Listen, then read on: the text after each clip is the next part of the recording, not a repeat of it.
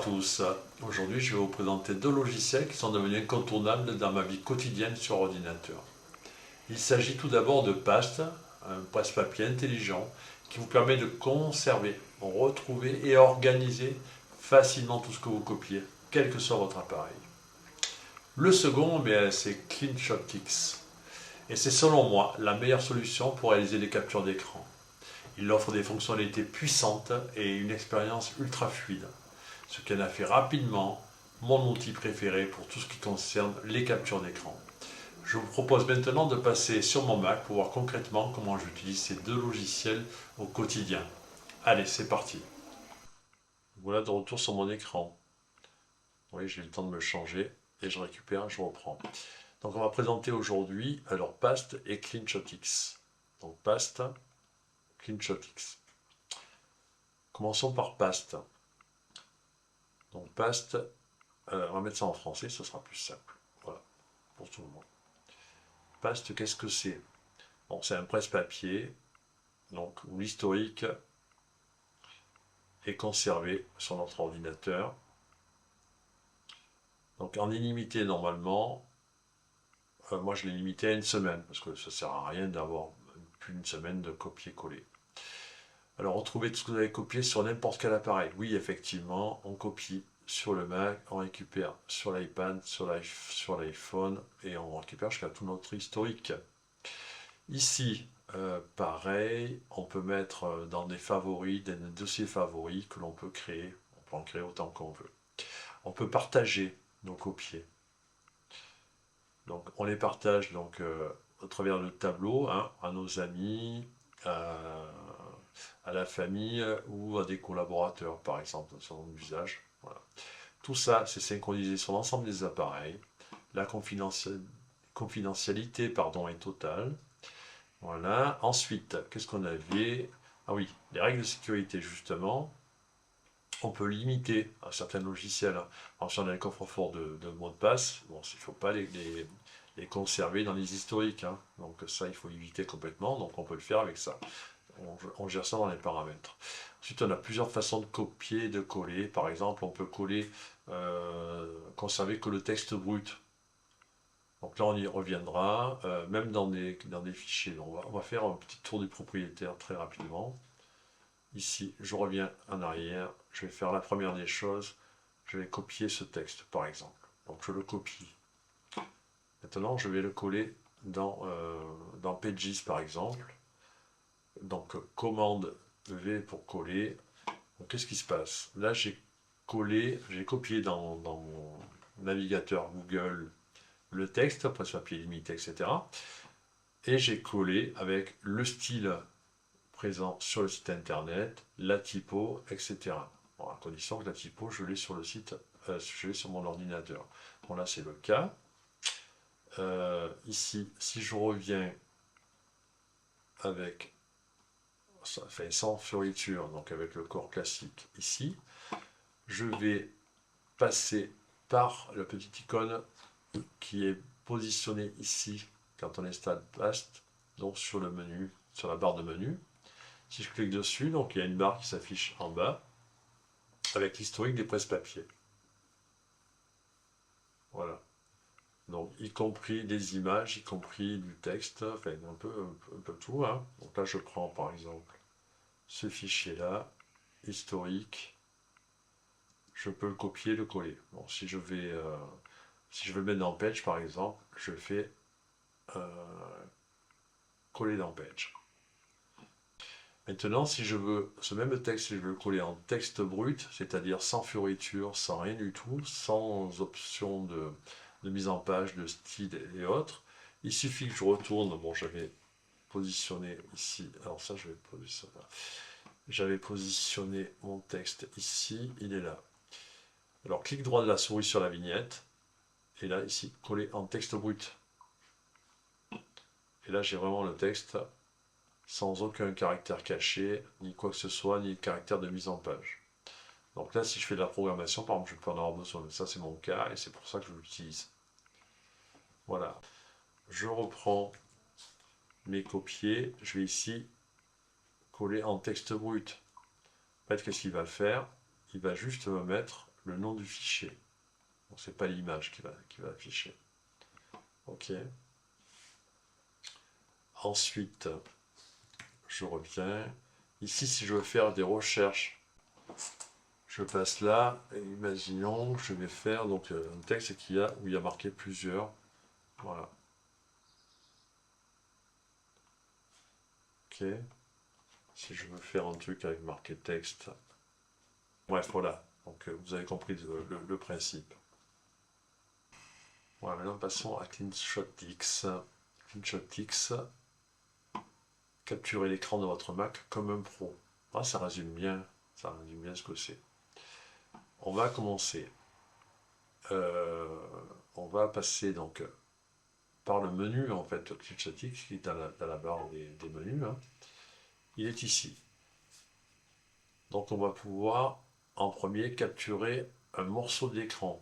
Donc je clique là-dessus, je vais capturer ça par exemple. Hop, il met une vignette ici, il a fait la capture. Si je sélectionne la vignette, touche espace, j'ai l'aperçu de ce qu'on a copié. Ok. Donc là, je reviens ici. Je repasse sur le deuxième menu. Capture full screen. Hop, on appuie dessus, on ne se pose pas de questions, c'est l'ensemble de l'écran qui a été pris en compte. Hop, je repasse, on a bien l'ensemble de l'écran qui est pris en compte. Ici, je continue. On peut capturer la fenêtre donc active. Donc je clique là-dessus, il va me sélectionner la fenêtre qu'il veut prendre. Donc là, j'en ai une à l'écran, je clique dessus, et là, si on passe sur la vignette et on met un aperçu, ici, on continue notre menu. On a la possibilité de faire un scrolling de capture, c'est-à-dire scrolling capture. Je prends la partie qui m'intéresse. Ici, je vais essayer de ne pas prendre ça, parce que c'est pas la peine. Ici, je fais Start Capture. Ici, je vais dérouler simplement. Voilà, je déroule, je déroule, je déroule, je déroule, je déroule, jusqu'à ce que j'en ai plus besoin en fait. Hein. Là, on est à la fin de la page, on va y aller. On est à la fin de la page. Une fois qu'on est à la fin de la page, on fait Done. Et là, qu'est-ce que ça a fait? Eh bien, ça a pris l'ensemble de la page. OK? Capture texte. Donc, c'est intéressant, capture texte. C'est qu'on va pouvoir capturer du texte, comme son nom l'indique.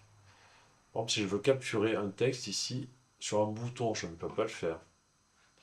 Si maintenant, je fais capture texte OCR ici, je sélectionne et hop, donc on va prendre notre presse-papier. Et là, on voit bien qu'on a notre texte qui est ici. Donc là, s'abonner, vous voyez. On peut prendre un texte directement dans un menu. Donc je reprends moi ici, n'importe où dans une page, de toute façon, voilà, on fait ça. Ici, on s'aperçoit ici qu'on a bien copié ici Rudolf Wally machin, etc. Ok. Donc voilà le principe. Bon, ça ne s'arrête pas là. Ici, on a la possibilité d'enregistrer sur l'écran, d'en faire une vidéo ou un fichier GIF. Donc là, on va créer simplement. Donc on va prendre cette fenêtre-là. Tiens, hop. Voilà. Et on va faire un record de vidéo. Je fais ce record de vidéo. Donc là, je vais bouger ici comme ça.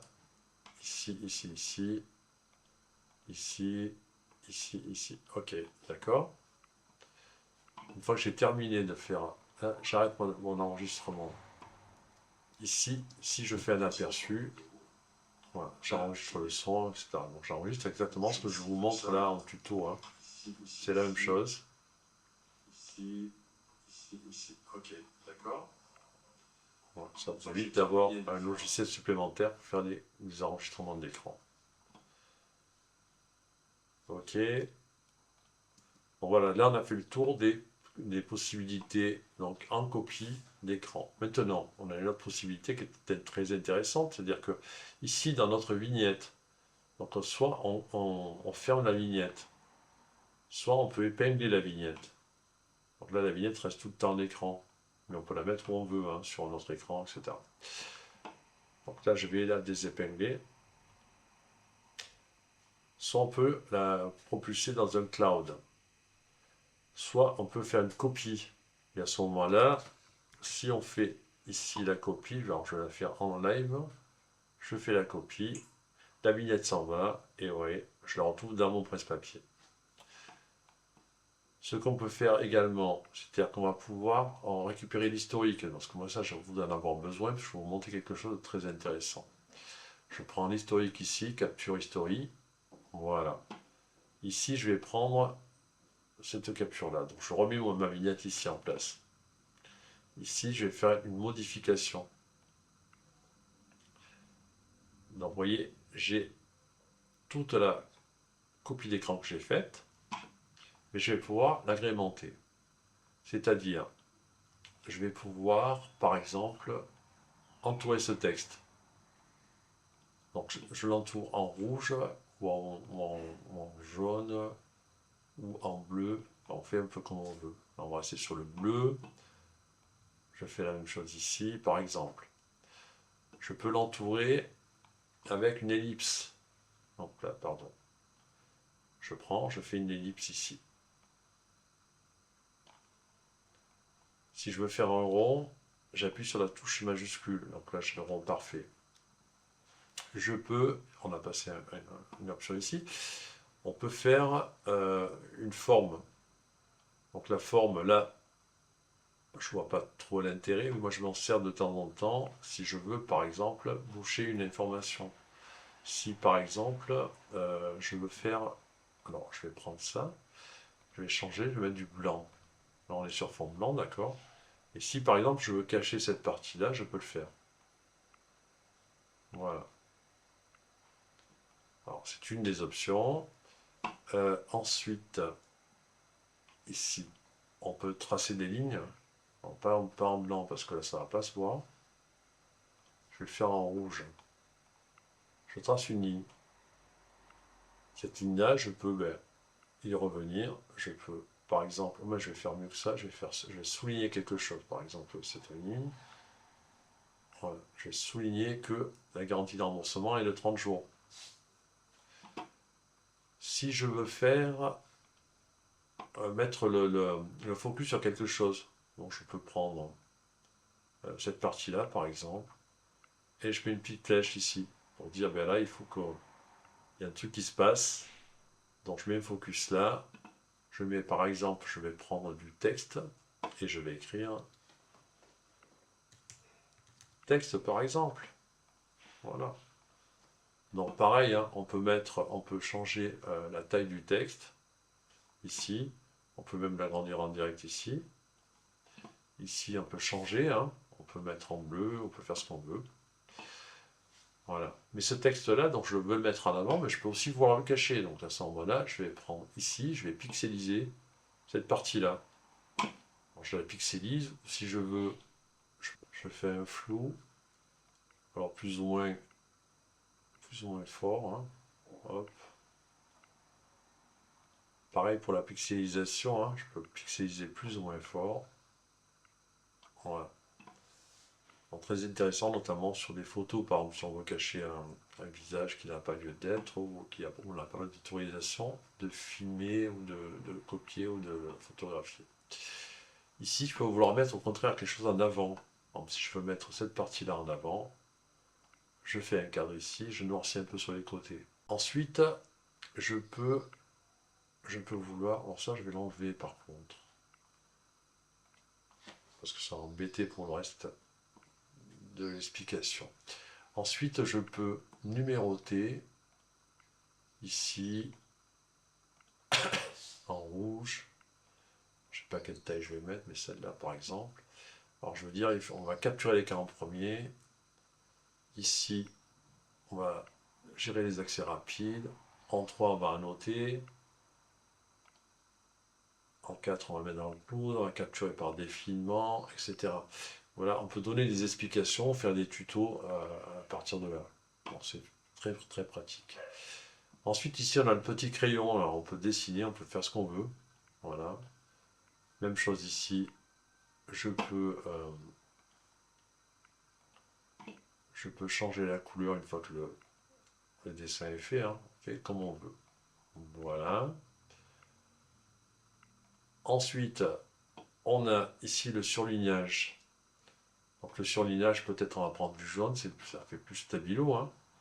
Ici, on veut stabiloter ici. Le texte, donc il s'adapte au texte qu'il a sous la souris, hein. Vous voyez, là, il n'y a pas de texte parce que là, c'est un truc qui a été fait. Après, on peut faire ça quand on a juste une image. Ou on peut agrandir, hein. Hop.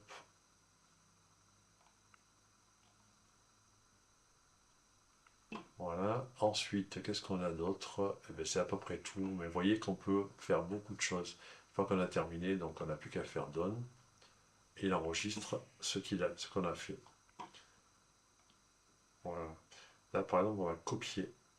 Et hop, on voit que ça apparaît ici. De CleanShot X. On fait ça. Coller. Ce que je voulais dire, c'est qu'il y avait... il y a une possibilité, en fait, de l'achat classique, hein. L'achat classique sur l'App Store, par exemple. Il est. Oui, si on veut l'achat vitam aeternam du logiciel pour Mac et iOS, bon, c'est 99,99, ça fait 100 € quand même.